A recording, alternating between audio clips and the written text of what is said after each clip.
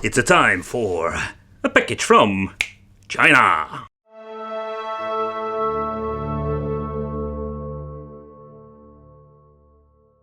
Though this is the first one I finally picked up in many years, I've reviewed I think every single tiny collectible mini arcade. I just love these freaking things. They are so funny and so just collectible. And I just waited a very long time to get this one, and that's with a simple reason, because it's quite expensive. They asking maybe double, maybe triple the price when you're typical as a mini arcade from AliExpress, and I have really no clue what to expect from this.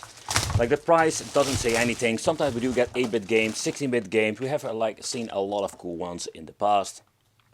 Like the packaging says, it's fun on the go. Yeah, that's something we're going to try out. 4.3 color screens. I'm curious if it's going to be a decent screen or just going to be crappy.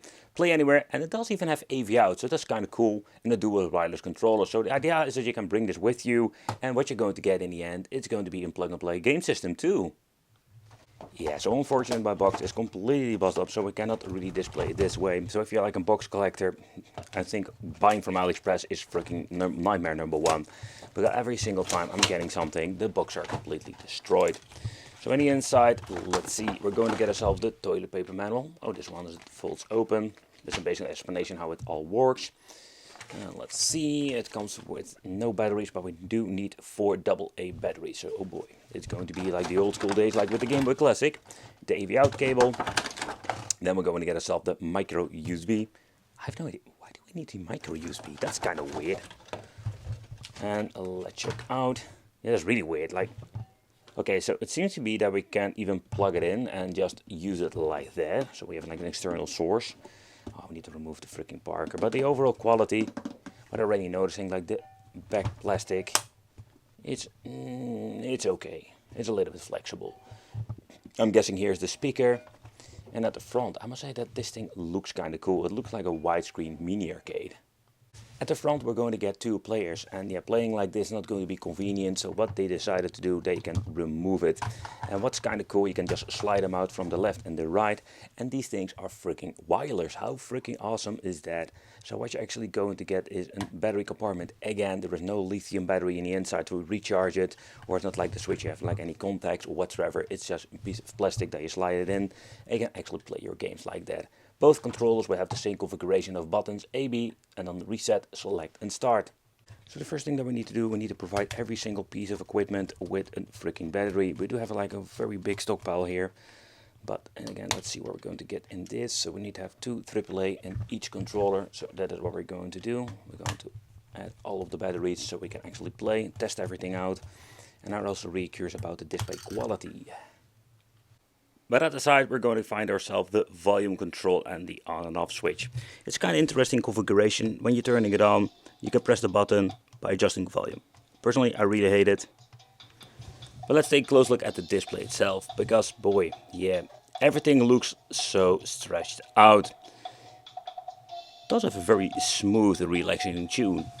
This is one of those elevator sounds.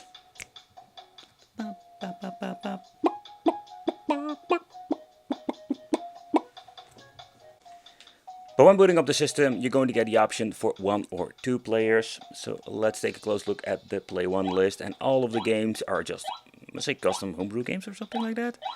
Thunderman does get some Batman vibes to that thing. Superhero, Super Mario, stuff like that. But it's not like one-on-one copies. Give you a quick example. When booting up Superhero, it sounds kind of funny. But maybe it is a game that has been copied or like bootlegged from an original game, but I have no clue whatsoever. You start in driving a car, when you get hit you turn into a normal super dude. It's kind of weird, to be honest. Pressing reset on the controller, you're going to be back in the main menu, amusement park, but this thing is filled with really weird looking games. Zooming, there are a lot of like shooting games on it. And visual wise, some are looking pretty damn good, like this particular one. This looks way better than the typical 8-bit game. And I have no idea how I can shoot. It seems to be that you need to collect and dodge all of your enemies. But let's deep dive into the list itself with more. We have a game called Greedy. Hero Mice. And man, this thing has such a weird like naming. Invincible Girl. Like, what the hell is going on with this? Okay, stage 1. Yeah, okay, what do I need to do?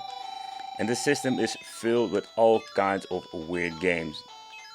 Okay, my buttons don't do anything whatsoever. Oh, yeah, finally. Yeah. Oh, wow. Seriously, like those games are so weird. And they were saying there were 300 games. The first list does imply that we have 216, so I'm guessing that we have, like, the other games are just based for 2-player games. The other thing I wanted to check out is not the Pizza Boy, because this is a game I have been seen many times, or NES clones or weird ones from AliExpress. But when you're looking deep dive into the list, they're just your typical weird games in the end.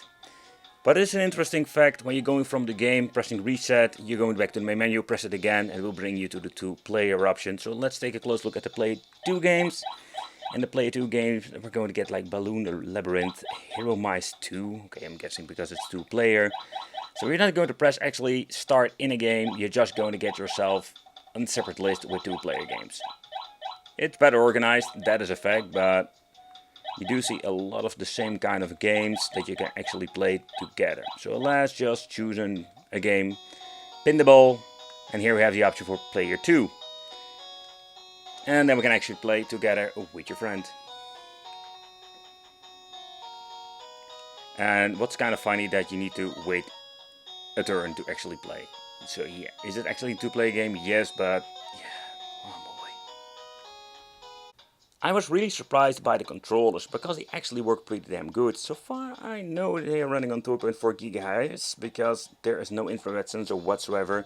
So that seems to be working just fine. When adding the battery, it does give like a very nice weight to it. Yeah, it doesn't really is an arcade experience because this is just a large D-pad or D-pad that has been extended to a tiny joystick, and that's actually how it feels. But yeah, if you're going to play it for a couple of hours, oh boy, it's not going to be very comfortable. But if you're going to move to the LCD that recognizes every single kind of system, we do have, of course, colors like it should be.